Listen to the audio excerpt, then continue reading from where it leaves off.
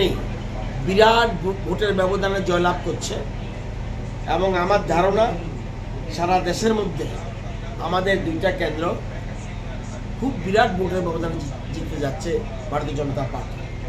Plus সারা দেশে মোদিজির নেতৃত্বে সরকার গড়তে যাচ্ছে ভারতীয় জনতা পার্টি। যদিও এখনো পুরো ট্রেন্ড এখনো আসেনি, 12:30 একটা নাগাদ আসল চিত্র পাওয়া যেতে পারে। এখন পর্যন্ত আমরা যেমন উড়িষ্যাতে খুব ভালো রেজাল্ট করছে আমাদের, যেমন কর্ণাটক আমাদের খুব ভালো রেজাল্ট হচ্ছে, এরকম বিভিন্ন রাজ্যে আমাদের খুব ভালো রেজাল্ট। কোথাও কোথাও আমরা কোথাও একটু পিছিয়ে আছি, কিন্তু 1-1.5টা পর্যন্ত বোঝা যাবে টোটাল চিত্রটা।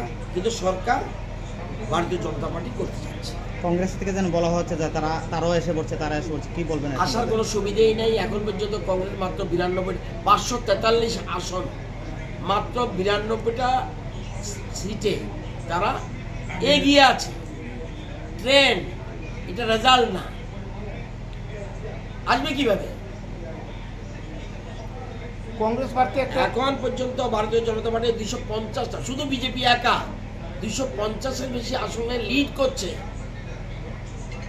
অন্যরা কিভাবে আসবে?